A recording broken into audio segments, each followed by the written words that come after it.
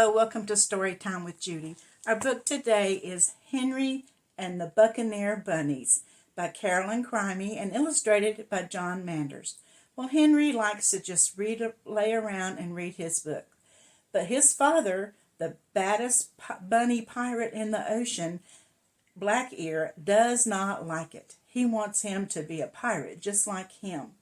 But eventually, Henry's reading comes in helpful. Let's find out how. Cruising the seven seas on a crickety old ship called Salty Carrot sailed a wild, rowdy band of Buccaneer bunnies. They were bad, bad bunnies, all right. When pirates on other ships saw their long floppy ears and their fluffy white tails, they shook with fear. The captain of the Salty Carrot was Barnacle Black-Ear, the baddest bunny brute of all time. Black-Ear was proud of his wooden paw, his golden earrings, and his mean reputation. What Black-Ear was not proud of was his son Henry. Instead of performing his proper pirating duties, Henry was more interested in reading the books the Buccaneers stole from other ships. "Shout, shiver me timbers," Black-Ear ordered. "I'd rather finish this chapter," said Henry. "Make this prisoner walk the plank." "Can I just read about it?" asked Henry. "Find yourself a parrot for your shoulder. First, I need to read up on parrot care," said Henry. "Buccaneer bunnies don't need books," said Black-Ear. "Toss them overboard," he yelled to the other bunnies. "No, wait," cried Henry. "Let me just finish them first." "Avast," cried Black-Ear. "Swab the decks until ye come to your senses." And so Henry swabbed the decks day after day while reading some of his favorite books, like Robinson Crusoe and 30 Days to Longer Ears. "Bet ye can't learn how to do this from a book," Jean Lahare said while sharpening his hook. Henry sighed and turned the page. "You'll never find booty like this in a book," Calico Jack Rabbit told him, holding up his stolen loot. Henry shrugged and turned the page. "Can't do this with a book in your paw," Bartholomew Bunny said while sanding his peg leg. Henry just turned another page. As much as he loved books, Henry was also a lonely Buccaneer bunny, if ever there was one. Then one morning he looked up at the red sky and wriggled his little pink nose. He heard the parrot squawk and saw fish jumping out of the water. If my books on meteorology are correct, those signs mean a big storm is heading this way, he thought. Henry tried telling Jean Lahare about the upcoming storm. "Excuse me, but I believe a storm is coming," Henry said. But Jean was too busy polishing his pieces of 8. "Go back to your books, Henry."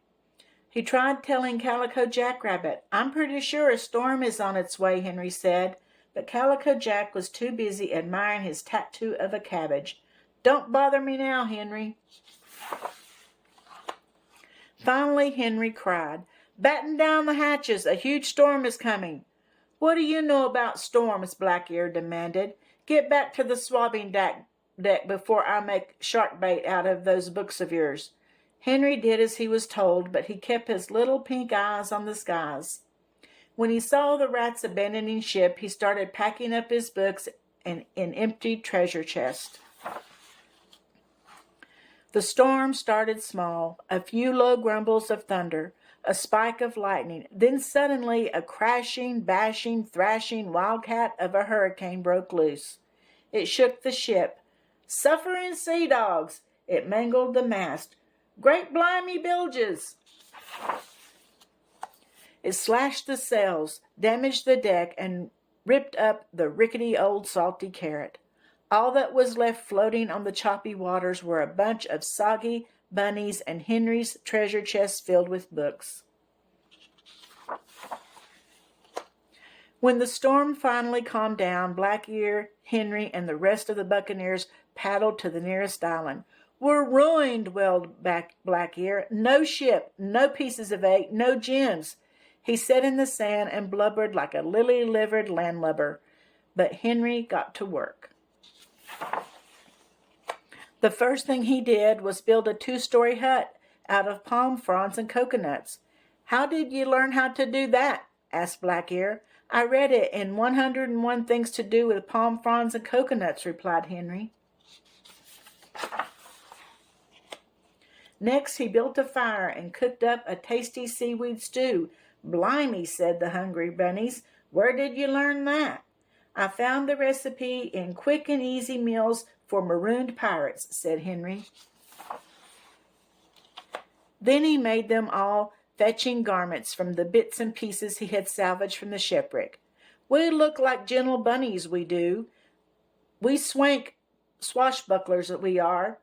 And it's all from them landlubbin' books," said Black Ear, shaking his head.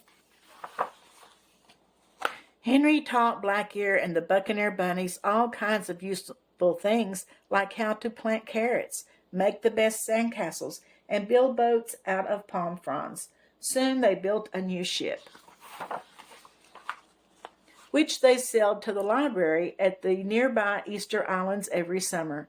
Here the bunnies spent many happy hours slurping seaweed stew and reading books. "Aye, Buccaneer bunnies will always need books," said Black Ear. Henry just smiled and turned the page. Well, I think Henry, with reading his books, taught them all a lesson, didn't he? You never can learn too much. I hope that you enjoyed the story. Don't forget to subscribe and like, and I'll see you again tomorrow.